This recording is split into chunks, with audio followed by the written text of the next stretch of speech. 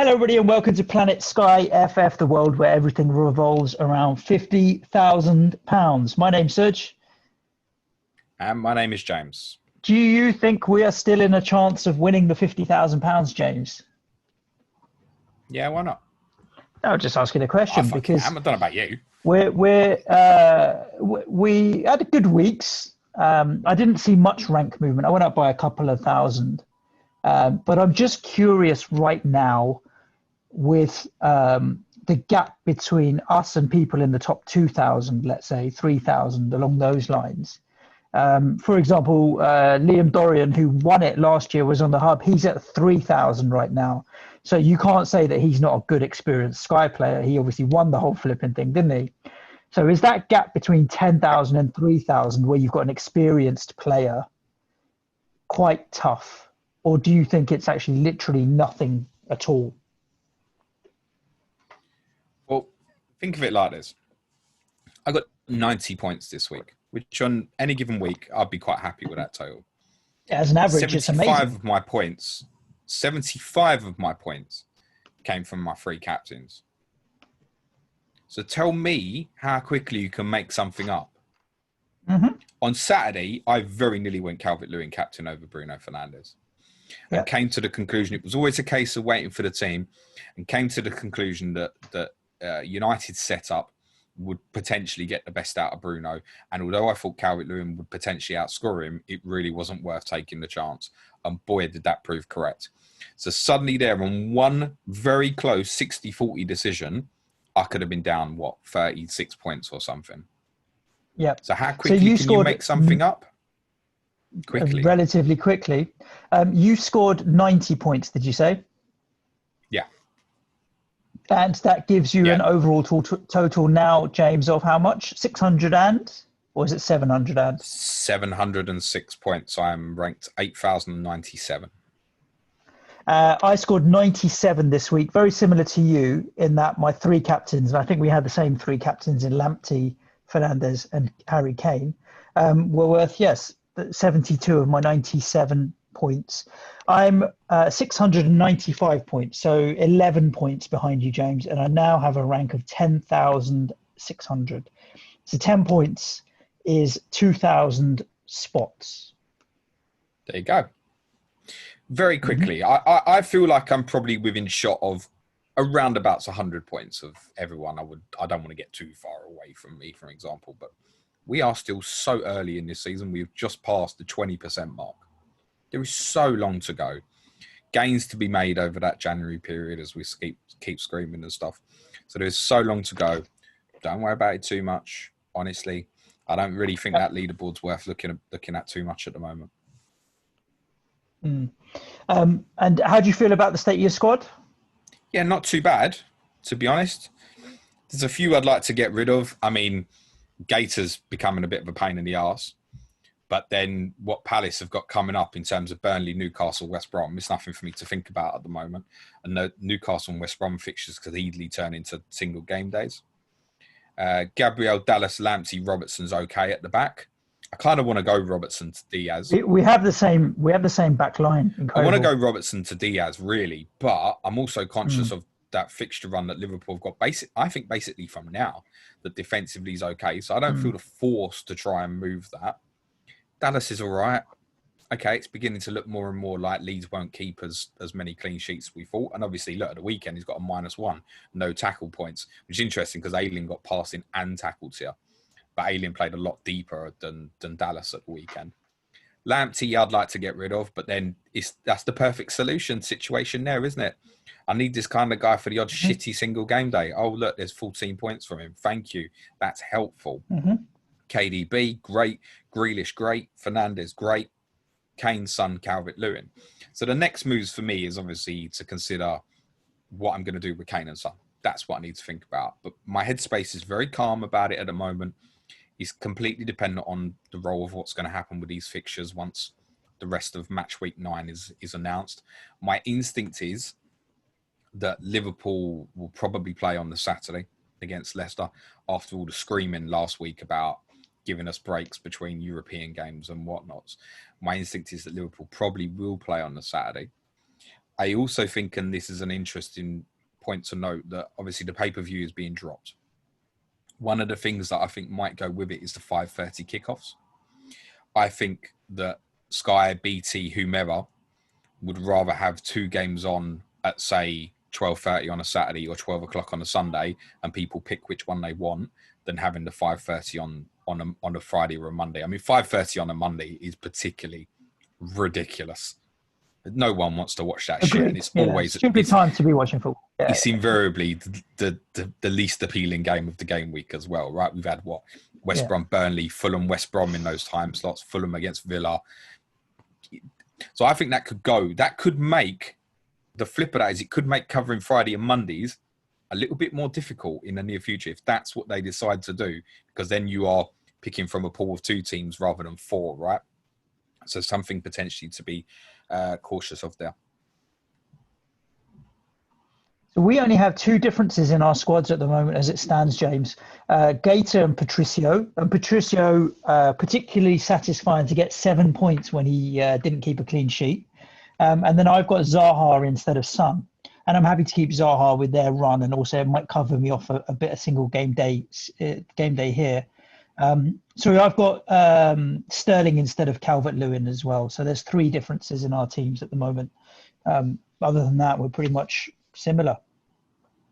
I'm pretty sure by the time we sit down to record this time next week, I'll know what I want to do in terms of, if Liverpool playing the Sunday, Kane to Salah looks quite straightforward. At the moment, I would probably rather move Son for Salah. The other name, as well as Diaz, that I'm really interested in is getting Antonio back when he's fit, to be honest. Yes. Matt Kilman keeps popping up in my head because I keep thinking 5.3 million Wolves defender, brilliant. So I had a little deeper look at fixtures up until January the 2nd. I'm going to write to his mum and get her to rename him Matt. Oh, Max fucking Kilman. Yeah, that dude. I don't know why I keep saying Matt. Sorry. Max Kilman. Please do write to his Doherty on the brain. Doherty on the brain. Yeah, maybe it's that. Matt bloody Doherty's still haunting me, yeah. I think Wolves, between now and January the 2nd, have the toughest run of fixtures of all 20 teams.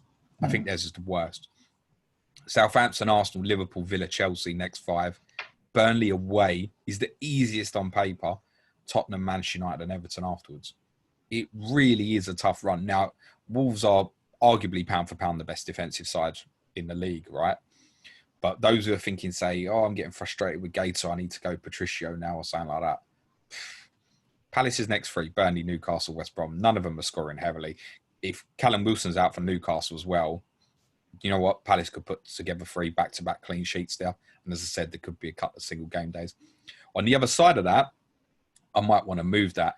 And one of the ideal ones that I'm considering and thinking about actually, oddly enough, is bringing Edison into the conversation, particularly if that Palace-West Brom game landed on the Friday.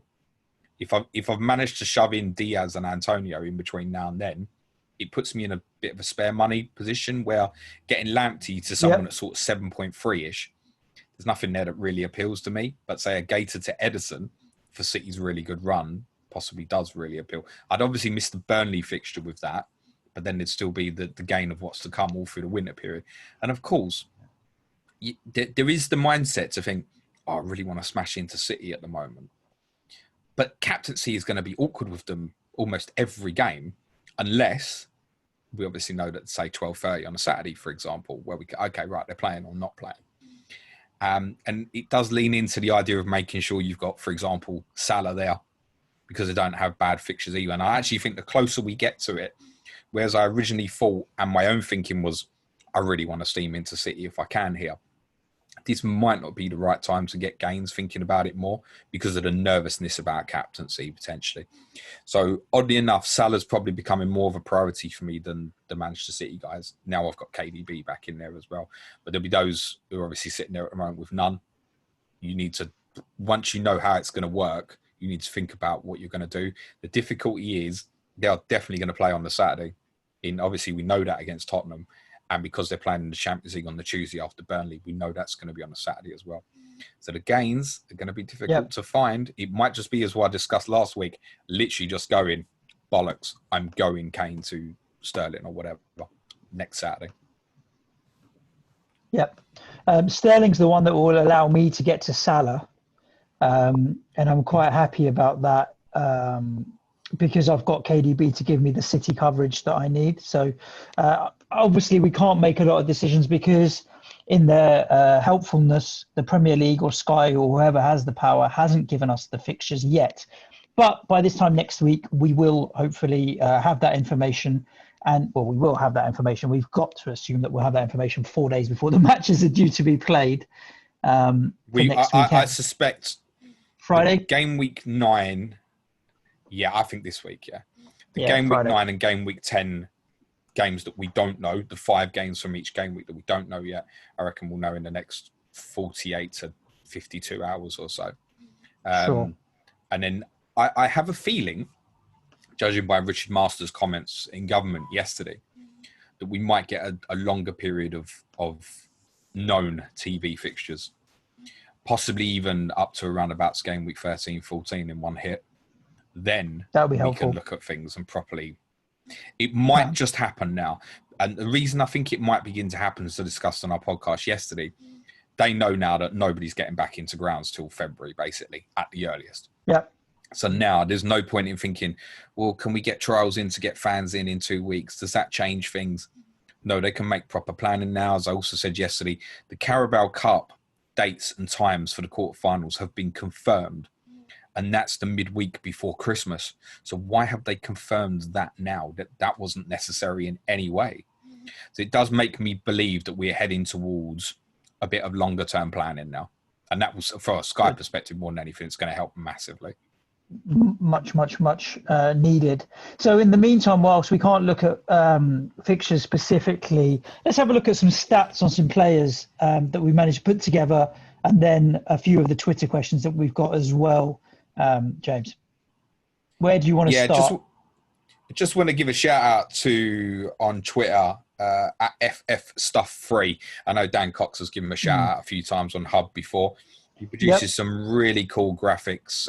It's basically split into Sky, FPL, other fantasy games as well. So there's a specific Sky database there in terms of who's picking up the tiering passes and stuff. Really useful stuff on there.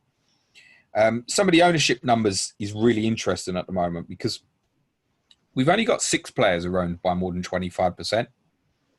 Bruno Fernandes, Jack Grealish, Mo Salah, Harry Kane, Kevin De Bruyne, and one of them is about to fall off a cliff, which is Trent Alexander-Arnold.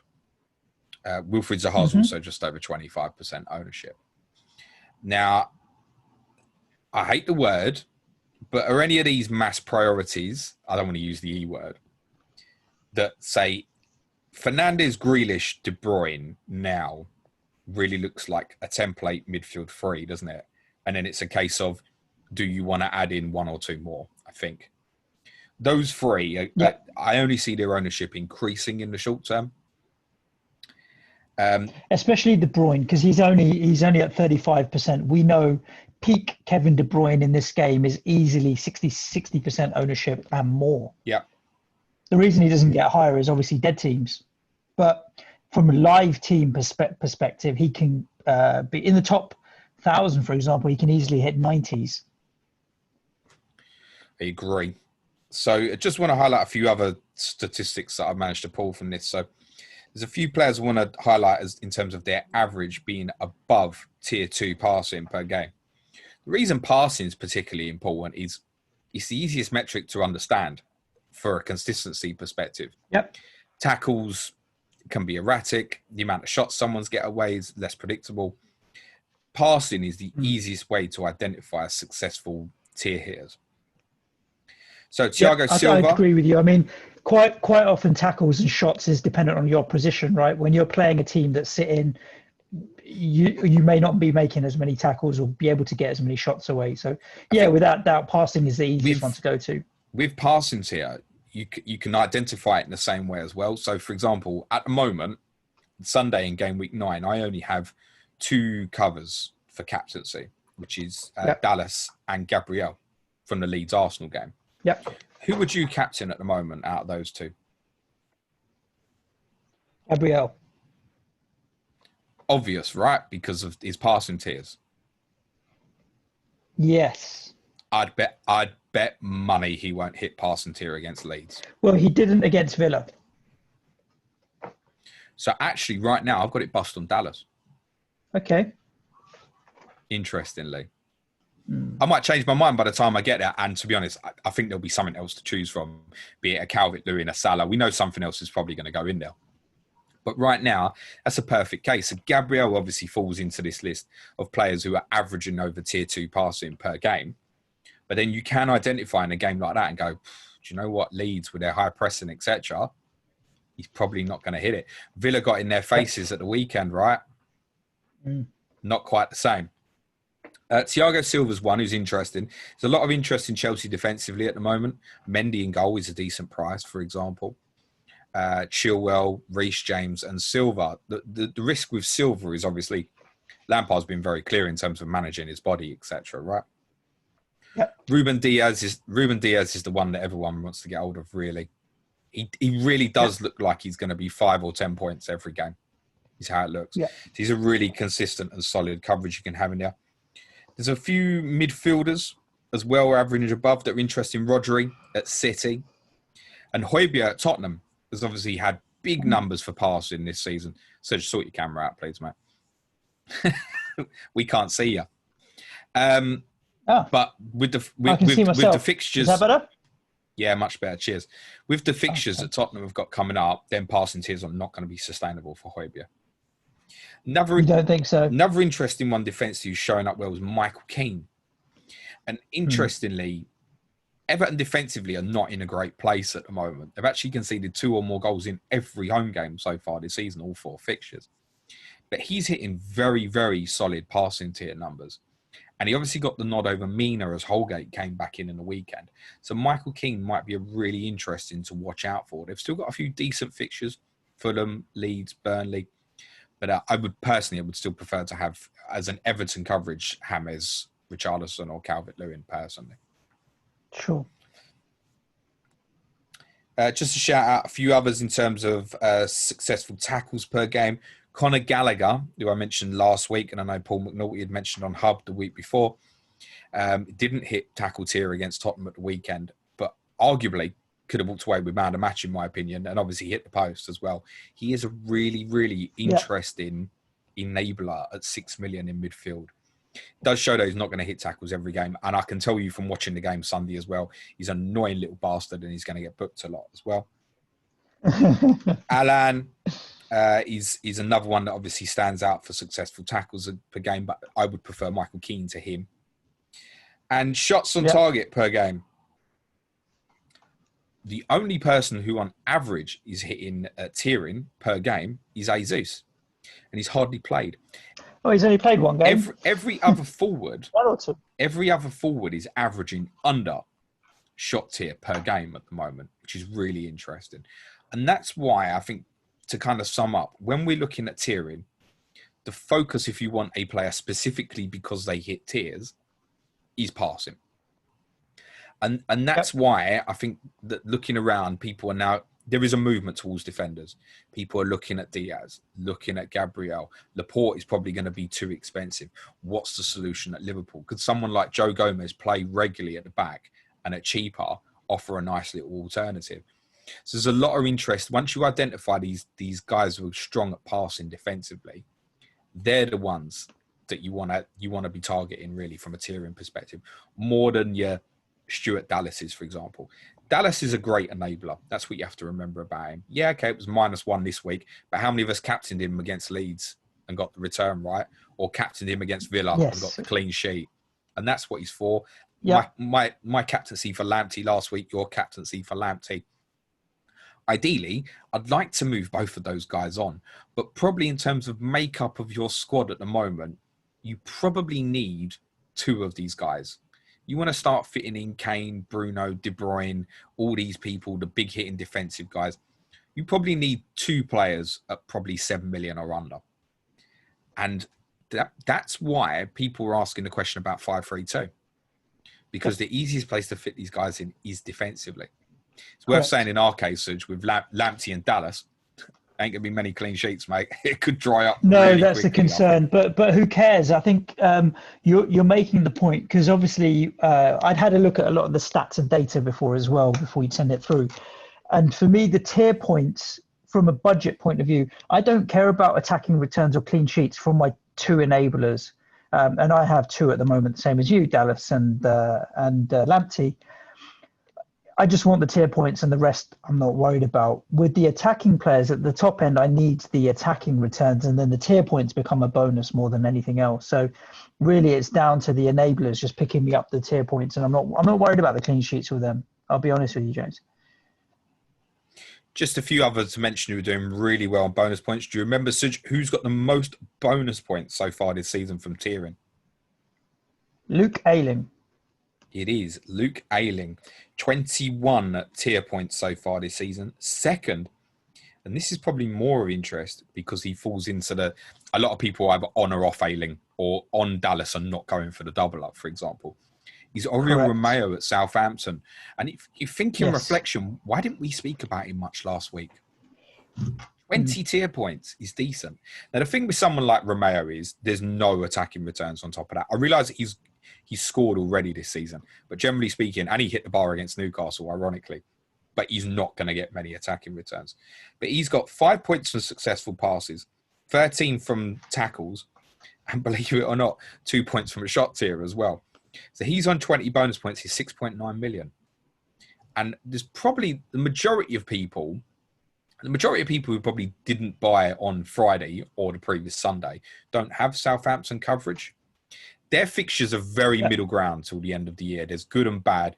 And as I've said numerous times, Southampton's fixtures never get a clear run all season. But then because of that, they never look particularly bad either.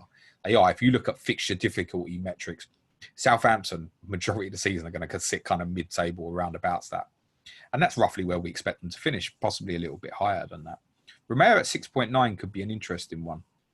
I think if I was going into them midfielders, I'd go Gallagher, you know. Better value? Is he better value than the extra 0.5 you could play for Højbjerg? Yeah, I would go Romeo over Højbjerg. The passing tiers will stop for Højbjerg with these difficult games coming up. Yeah, but the tackle tiers may increase. Possibly. He hit tackle tier against West Brom and never laid a glove on anyone until minute 78 of that game on Sunday. Romeo will give you a coverage of a team you probably got no coverage of as well. Because I think a lot of us are probably conscious of having one of Kane or Son during this period, because what's coming up for Tottenham obviously looks really, really rough. But actually, the period between match weeks 11 and 14, the Arsenal, Palace and Leicester games, might well end up that Tottenham's the best captaincy choice, ironically. I've got a feeling one of the Arsenal game could be a Monday night, match week 11. Match week 12, currently, there are only 2 games that can go on the Monday night in that match week. Crystal Palace against Tottenham is one of them. Villa and Wolves is the other, which is at Wolves. They're the only 2. Now, I think that there probably won't be a Monday night game because there's a full set of midweek fixtures. But it's quite conceivable that Tottenham could play Monday, Thursday, Sunday, and the same goes for the others. The following week, again, the Leicester game could land on the Sunday. And there's some rough fixtures that week. And the way it maps out, Tottenham against Leicester, Tottenham might even be the best captaincy for that as well. So you do need to be a little bit conscious here that you might come off and might want to go back. I think because of that, I'm probably going to run with one of Kane or Son, but I mean, not both. One of them's got to move soon. Indeed. That's it. Yeah, interesting stats there. I think for anybody that wants to have a look at these little graphs and charts, as James mentioned, at ffstuff3 is the Twitter account, and I think this is the website ffstuff3.com. I'm pretty sure it's in the bio. It's in the bio of the Twitter as well. I think so, but it's in his bio on Twitter anyway. Yeah. Really good stuff. And very, very, very good data to look at, and useful just gets for you other thinking a little fantasy bit about games as different well. players. Yeah, for sure. Let's have a look at some Twitter questions, shall we, James? All right, why not? Yeah, and let's start with Ian Parron at Planet Sky, because you said it was a really good question. I haven't read it yet, so let's do it, and something to talk about. Oh, and the first thing it says is 3-part question. Christ, right, here we go. I better get comfy before I start reading. In the 25 game days so far this season, how many different players have you given the armband to? I don't know. So I know 11. For yourself. You don't know. I've researched the question. Ian, I want your answers coming straight back in my DMs, by the way, mate. But yeah, 11 is the amount of different players I've captained. Okay. I'd have to go back through and figure it out. Is there a quick and easy way to... No, there isn't a quick and easy way. You need to go and look at it. If I had access to your team, sweetheart, I'd have done it for you. Oh, lovely. Well, I can tell you one thing which is important to know. I haven't missed a captaincy yet. Well, that's good. I haven't forgotten to set a captain any day this season. That's a start. That's good. There was a day last week where we were talking about something. I regularly message Suj within the hour or just before and go, Sky reminder. That's all I message him. You bastard. The other day was about 20 minutes to kick off and I had messaged him. Crick messaged me and went, Sky reminder. Numpty. I thought I'd get in ahead of you for a change. Okay, next question. Out of the 25, how often have you picked the right one? And for definition of the right one, let's not say the player in your team that scored the most points. Let's just say someone that returned, because a returning captain's a good choice. So I thought about this, and to be honest, I was looking at this at 1 o'clock in the morning. I was tempted to say to Ian, how do you want to measure this in terms of, do you want to measure it between my 2 captaincy options, which one scored the most, or do you just want me to measure it on all the available players I had that day? So I actually measured it on the available players I had that day. Correct choice is 12 out of 25, which I don't think is bad. There's some cases there where you're picking between 5 or 6 players, for example. There's obviously some where there's no choice and it's obviously the correct answer. So 12 out of 25. Halfway. And right. What percent, and the third part of the question, what percentage of your points have been scored by your captain?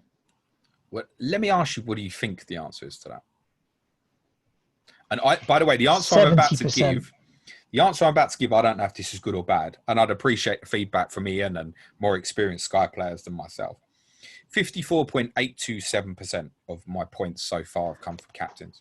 Okay, only 54. It's more than half. You got to think, right? Last week, it's about 85% of my total. But then in game week 4, I had bloody Van Dijk captain -4 and De Bruyne 8-pointer. So I only got 4 points from captains that weekend. And I still got about 60. Wow. So ups and downs, right? I don't know what the percentage is in terms of ideal. I'm not experienced enough at the game to give you the answer. What percentage of your points should come from a captain? I don't know if there's a right or wrong answer there. I've had 2 weeks there which have really flipped. So this week, like I said, good captaincy choices, nothing elsewhere in my team other than Jack Grealish returns at Arsenal 7-pointer basically. And then you mentioned that game week 4, where I've ended up with 4 points from captaincy. We've got 56 points from other 9 players, which is all right. You know the captaincies on top of that as well. You're looking at 100, right? Yeah, that's a 90-10 split. 90% from the rest of your team, only 10% from captaincy, maybe even a bit less there.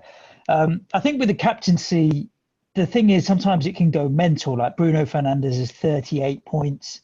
Timo Werner got me a ton of points when he scored his bag full of goals that day as well. So the captaincy can really fluctuate. You either end up with nothing or a good 15, 16, 17, 18 points, or it goes off and you're on 40, 45 points sometimes, which is mental. It's why I felt it should be higher, but you do raise a point there that maybe somewhere between 50 and 60% might be the right amount. So what I will do... do it. ...is I'm going to figure out my percentages by next week. All right, good man. It's going to take me a little bit of time to figure it out. Just as an additional free, and I think the listeners will be interested, I looked a little bit further on some of my own personal numbers as well. So do you remember what we highlighted last year about the sort of average you'd need to win this game? Generally speaking. Yeah, it's about 85 points a week, was it? Something like that? Now, because of the amount of goals we've seen the start of this season, you might find that that's a little bit higher this season. At the moment, I'm averaging 88.25 per week. And that's why I'm sitting there going, Kushti.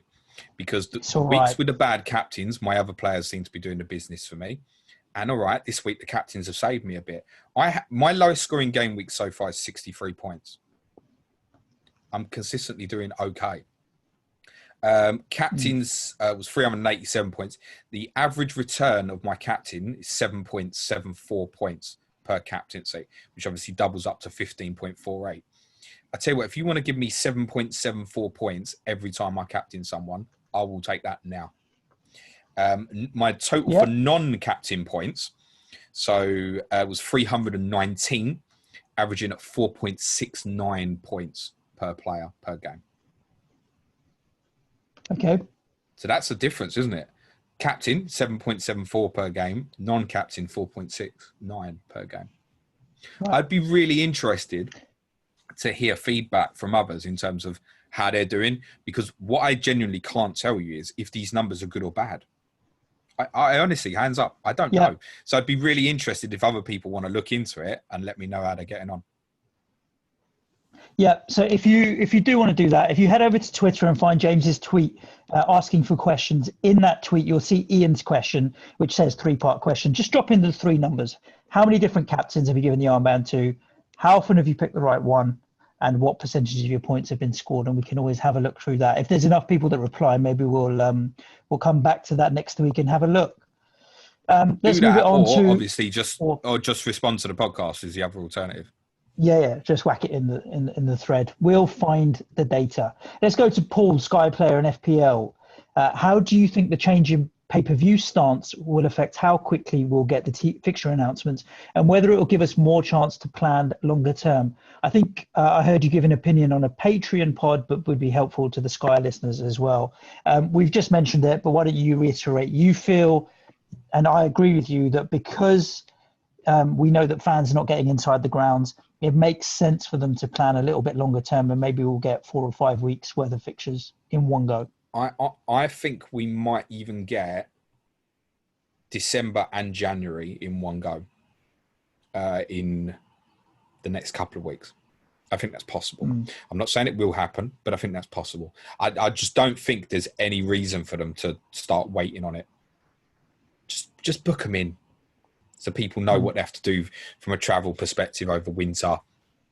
And I think, they need to sit down around the table and, where possible, give the European teams a bit longer between breaks, etc. That's why I feel like Liverpool-Leicester will end up being the Saturday. As much as, the ideal solution for me is that it ends up on the Sunday and Fulham and Everton's on the Monday. I would love that. Would be brilliant. And I think a lot of others would as well.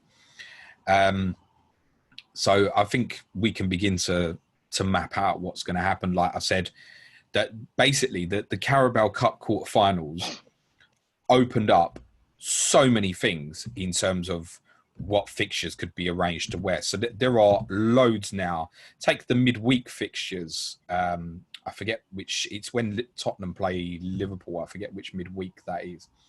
But there are 4 or 5 games now that are locked into that Wednesday, and then you can start breaking down what's likely to be the Tuesday or the Thursday.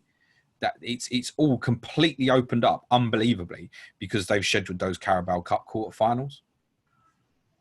So I think we can start locking in games. There are certain games now as far away as match week 14. I can tell you now that Everton against Arsenal will be a Saturday. Fulham against Newcastle will be a Saturday. Southampton, Man City will be a Saturday. So we can start looking that far ahead to match week 14 and start planning in some of these things now. So I think it's just a case of putting the pieces in the puzzle and just filling it out now. I think there's every chance we might get up to 14, match week 14, which is the match week before Christmas. We might get that even before match week 9. What we'll probably get is just match week 9. But it's time for them to get on with it now, I think. I love your faith in the Premier League. I've got no faith in organisation. Get me and Ben Crellin round the table and we'll get this fixed. Is my cat playing Gary? Would you like FPL to swap the bonus point system? And I originally read this as, would you like Sky to? So would you like FPL to swap the bonus point system and give 3 points to top shot taker, top passer, top tackler of the game instead? It's an interesting theory. What happens when you get 6 players all have 3 tackles in a game? What do you do then? How do you split that? Give them all 3 points each. Yeah. And that sort of thing I is like not the tiering impossible to system. happen. With passing, I it's think clear if you'll they have mirrored someone it, passes it'd the be better. most in 99% of games. Sorry, Suj. Yeah. I prefer the tiering system as it is in Sky. So I'd rather they just transferred the whole thing across and gave 1 point or 2 points for the It different works tiers. absolutely fine. The only Sky players' only frustration with the point system is with man of the match. Yeah. That's the only frustration. And it's because what you're doing there is you're taking away from a game. To be honest, I didn't actually hate that much. I mean, to be honest, the fact that they were lauding it, going, Bruno Fernandes, player of the week, and he wasn't even your man of the match. Okay, Yeah, I get that. Bruno probably should have got it. I didn't hate the Harry Maguire shout, actually. There's been other worse ones in the past, because actually there was a lot of things Bruno did badly in that game, which I mentioned on Monday's podcast. So I didn't hate that as a shout. But the game is all driven around data, and the man of the match is just a random. And that's why I think it should be done away with, personally. Let's move it on to Phantomantle says Kane to Sterling or Jesus if no Aguero. Luxury unnecessary transfer or genius fixture play? Well, I don't think we can answer that without knowing the fixtures, because if the fixtures do come out, I'll tell you what I can tell you. Yeah, is that Sergio Aguero's fit. Okay. Well, apparently, according to a few Manchester City sources this morning, that he'll be back for Tottenham. Now, he's not going to. He probably almost definitely isn't going to start, by the way. But no. that Jesus, forget that. So if your choice agreed. of Jesus Sterling, I mentioned this last week about you might want to attack it when Tottenham and Man City play each other. Just flip it. Obviously, the bad thing with that is you're not going to see the teams. Or what I was obviously thinking of doing and may still do is just literally attack them on the day when they play Burnley, which will be the following Saturday. And it's probably going to be a 3 o'clock or an 8 o'clock slot. So you're not going to get to see the teams. But it might just be you've got the information from the extra Champions League game, the Tottenham game, to then make a proper decision. Might be the better thing to do. Yeah, but if Spurs are consistently playing on Sunday and Monday and City are playing on Saturdays, and I've got Kevin De Bruyne to give me coverage for the Saturdays, I might want to keep Harry Kane because he'll give me better captaincy coverage on the days Spurs play. So I think you just need to wait and see what happens with these fixtures before we decide where to pull the trigger. Benny Blanco, with so many injuries and uncertainty over the fixture schedule, are we in danger of burning through our transfers too quickly? Do we need to consciously skip some matchday captaincies to combat against it? But that may become a non-issue if, of course, we do get a longer run of fixtures given to us. What I am convinced about is once the Champions League finishes the group stages and we get into sort of, match week 12, etc. and beyond, I am convinced that the bigger clubs are generally going to cover us. I've said this before. I've said don't fear making these transfers in this period to get you the Southampton player for 3 games or something like that. It's okay, because I'm convinced that we will be able to, from 12 onwards, that will be the point where we really can start looking at double and treble ups and not fearing removing that one Brighton player or that one Crystal Palace player, for example. I think then we can do it. You can obviously do it now. I've been doing Kane and Son since game week 5, right? But I think from then on, between probably match week 12 and up to around about possibly even match week 23, 24 or so, I don't think we'll need much coverage from the smaller clubs, personally. I really think it will be firing. And I also think because of that, we'll be using less transfers over that period. So in terms of worrying about the burning now, don't. If you've got something you need to do, do it. Always look for the gain if you can, obviously. Yeah. FPL heavyweight and Sky FF. Tielemans has gone under the radar so far in Sky. He hits tiers in every game and no one's talking about him. He has 16 tier points at the moment, James. So that's 2 a game on average. I don't know if he's played in every single game yet. Yeah, it's interesting. 8.3 million. It's worth saying with Tielemans, there's obviously a few returns in there that makes it look better than it is. And that's because he's obviously scored 2 late penalties in games when Jamie Vardy's gone off, obviously against Leeds and Manchester City. Yeah. So his points return against Leeds was 16 points, which is great. It would have been 10 without. At Manchester City, he's got a 7-pointer. It would have been a 1-pointer without those late penalties.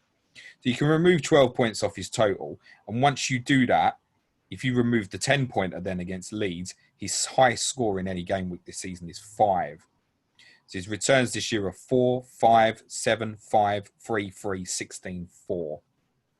It's okay if I'm looking at a 6.9 million midfielder. I don't think it is I'm looking at 8.3. And generally speaking, I would still rather have Harvey Barnes at basically the same price, knowing that he's more likely to go off and hit a goal and shot tier inside 10 minutes away to Leeds on a Monday night. That would be my opinion on that. So, no, not for me. Also on his tiering, it's a little bit erratic. So the passing tiers he's had have been against West Brom, Burnley, West Ham, and Wolves. Now, Wolves, because of obviously how they sit off the ball, you can kind of group them in terms of possession with some of them other weaker sides. You have to remember West Ham, I'm not calling you weak, mate, although you might be a little bit. But obviously on that day, you did sit very deep. Agreed? Yep. So he's actually Against picked up passing tiers in games. Yeah. Yeah, well, I mean, well dominated, but it was an excellent counter. It was an excellent counter attacking display. You let Leicester have a lot of the ball, right? I can't remember the numbers, but I'm sure if we look back, you probably had about 30 to 35% possession. The other games where he's had tier. So Man City away is obviously therefore not hit tier. Villa at home, shot tier 1. Arsenal away, tackle tier 1. And they're a little bit more random. So yes, he's picking up little bits, but no, I think someone picking up little bits at 8.3 is not enough for me. And also, in terms of Leicester coverage, I've already said you've got Barnes an alternative. Maddison will come on the scene as an alternative. You've got Vardy up front, who's really interested in the next couple of weeks, possibly got some good fixtures. And defensively, you've got Wesley Fofana's opened up at 6.1, who's really cheap. And Ricardo Pereira, who's a bit of a god in this game, is not far away. Yes. I would not want to be wasting a spot there on Yuri Tielemans, personally. So there we go. No one has been talking about him, and now that James has given us the sermon, no one will again. DB Sky FF, tell me I'm not mad for thinking of holding my double Leeds defence, Dallas and Ayling. And Ayling's 5-pointer in a 4-1 loss. I mean, Dallas picked up a 9-pointer in a 4-1 loss. And not making a sideways move, but saving the transfer, some big hitting moves further down the line. I mean, I'm with DB here that they both fall into that enabler category. And if they're ticking along at 4 or 5 points a week, you can probably find better value than Ayling if you really wanted to. But I don't know if you really need to force getting rid of Ayling necessarily. Luxury transfer. If they're both just sitting there and you get 5 points a week from them, I would just sit and hold. Luxury transfer that you're not going to go near at the moment. It's worth saying, it's easy. They've just conceded 8 goals in their last 2 games. And I'd recommend that people listen to tomorrow's Clash of Correspondence with FPL Tactician and 3-5 Who previewing Leeds and Arsenal for next week as well. But nobody was moaning about that. All double defensives a bit scary when they kept the clean sheet at Villa on the Friday night, were they? Oh, wow. Look at me with my double and my treble ups. Now it don't feel so clever. It might swing the other way. They've got some really good fixtures between match week 12 and match week 16. And those boys won't get rotated. They won't get rotated. They'll play. No. Drop a little spoiler. Did Andy have any idea on when Calvin Phillips will be due back? Yes, soon. Yeah, he might. So he might, everyone will feel a lot more there's a suggestion that comfortable when he's in the team, he right? might even make Arsenal, possibly. I'd say probably not, but he might even make Arsenal. And yes, he will make a big difference. Fish FPL, of course, yeah. Fish FPL, what's your thoughts on strategy post-overhaul? Still spreading the players across 8 or 9 teams? Or do we start thinking about the double up, triple up on certain teams now with good fixtures? Although we may lose some captaincy options but have the better players. I think people doubling up on Manchester City and that kind of thing is definitely on the radar now, isn't it? Yeah, now's the time to begin to think about it. But there are still, I promise you, there are still some nasties to come in the next 3 or 4 game weeks or so. I think West Brom and Sheffield United is probably going to be a standalone Friday night. Oh. Now the easy thing to do with that is to go, I'm going to skip that. But depending on where their game on Leicester and other fixtures fall, honestly, there might be a nice 3-game run because obviously they play West Ham on the Sunday. You could go West Ham on the Sunday, captaincy away to West Brom for Sheffield United and come back off. And suddenly there, 3 games in the middle, you might even think it's worth it. I think Max Lowe is probably the one, if you were to look defensively, if that situation arises. He is 5.9, and he's basically in the team as left wing back now. And I don't foresee that changing. So he'd probably be the way you'd go if you wanted to go defensively. And then I look at it and I think, what if I just want to shove Lamptey to Low if he's going to play? Do I have more? I know they've been shit, but do I have more faith in Sheffield United defensively, maybe more than Brighton? And you look further ahead and you go, okay, their Christmas period, Brighton, Everton, Burnley, Newcastle. That's not that bad. So if I go West Ham, then I've got the captaincy West Brom. Okay, I've got to manoeuvre Leicester, Southampton and Man United. But it's not the worst run of fixtures at all. And in fact, I would say on the difficulty I've done between match weeks 9 and 17, I think they've got the fourth best fixtures, Sheffield United. Now, you are never picking a Sheffield United player unless it's for budget reasons in this game. But it could pay. It could pay. So I wouldn't rule that out. But then just generally speaking, people West Brom, Sheffield United, I mean, on paper, that's the one to skip, isn't it? But if it's a budget option that moves you and particularly saves you value, what if moving Ayling to Low and that 1.1 million then enables you to go from, I don't know, Gabriel to Diaz, if that's what you want to do, for example, or something like that? You need to give it some thought, don't you? Yeah, for sure. Just a few more, James, and then we'll wrap up. And some of these are very straightforward. FPL Pessimistic Potato. It's my first season playing Sky, and I'm getting decent scores most week. Problem is, I'm not sure if I'm actually doing well or not. Is a 38,000 rank to be happy with at this point in a first season? I think it's all right. You just need to know how many transfers you have left. Like if you're 38k and you've got 20 transfers left, I think you've got a bit of a problem. But if you've still got more than 30 transfers left, it's right. You can still get yourself up into the top 3, 4K eventually. I have no idea what my rank was this time last year. I must go back and listen to one of the podcasts around about match week 8 last year. I have no clue. I think I was probably nearer around 20,000. And what did I finish? 200, 300, something like that? 270 or something, I think. So, I mean, 38,000. Yeah, look, from there, you're probably not going to win the whole thing. But you just need good captaincies, right? And you fly. Yes. We have Brian Edmondson. We've answered this question, but just to give Brian a shout out, is a move to 5-3-2 a serious option? I don't know if I would be going all the way to 5-3-2, but definitely 4 at the back allows you 2 good budget enablers. So think about the tier points that we mentioned, and it's definitely a good shout to go there. The 5-3-2 allows you that power 5 of Grealish, De Bruyne, Fernandes, Kane, and Salah. And if you do that then also allows you quite comfortably the likes of Ruben Diaz, probably a Liverpool defender, Gabriel, and the 2 cheapies that I said you'll need to probably fix that up. And so, yes, that might be the sort of template that's emerging. I would just add caution that the likes of Manchester City, in my opinion, are about to go off. And you might very quickly want to flip that back around. Yeah, I'm not so keen on the template, James. I don't want to end up falling into a template. So the template will constantly. I think you're right. The template will constantly move. There's nothing wrong. It's match week 8.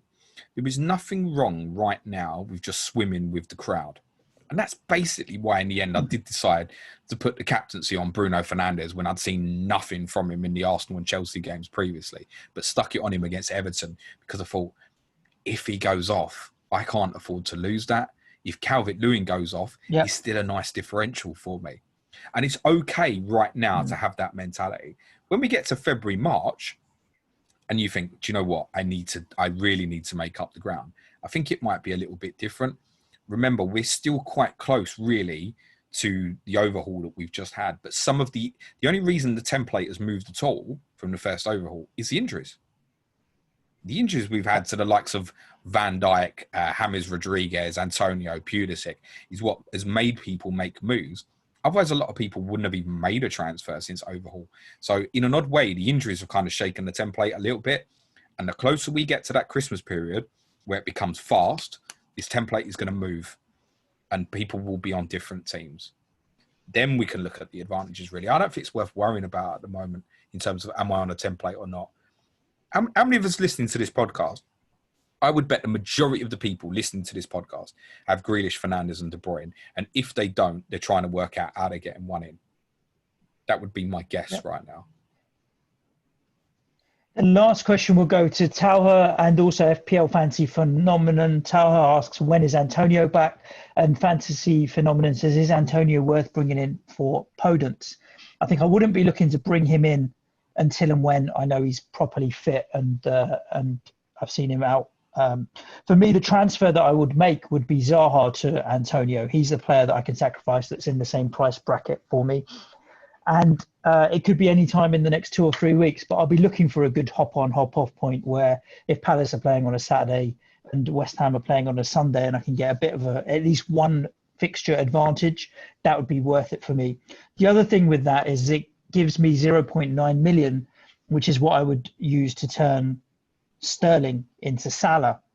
So if there's a perfect point where, say, Sterling and Zaha played on a Saturday and Salah and Antonio were on a Sunday, and it gives me captaincy coverage moving forward, I won't be scared to use 2 transfers to pull the trigger on that.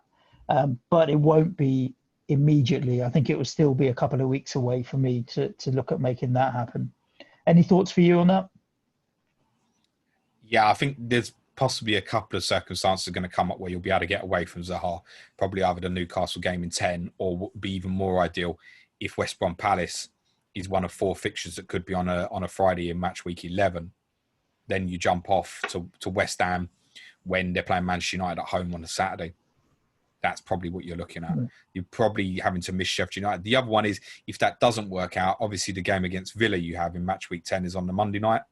So you selling Zaha before West Brom's probably not ideal, but if that's the move you want to make, then I probably would make that on the Monday night and get it done. Yeah, again, depends on my captaincy coverage. I've got Grealish in that game, to be honest with you. So. Yes, that's true. There we go. And that's all the Twitter questions. We managed to cover everything off, James, in this show. An hour rundown on Sky. Next week will be essential listening on Sky Fantasy Football. He says, touch wood, assuming we get a good chunk of fixtures to start planning a little bit further ahead. In the meantime, if you do want more fantasy football content, whether it's FPL or what have you, do head over to patreon.com/planetfpl. You can join the 300 other patrons we have in a lively Slack channel. We have prize leagues. We have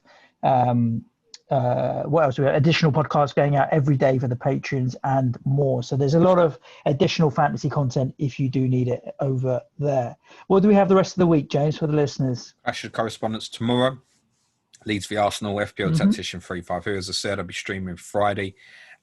Next week, importantly, we did announce it on Monday, but for those who only joined for the Sky podcast, you may be interested in the podcast we're going to do on Monday on homophobia in football.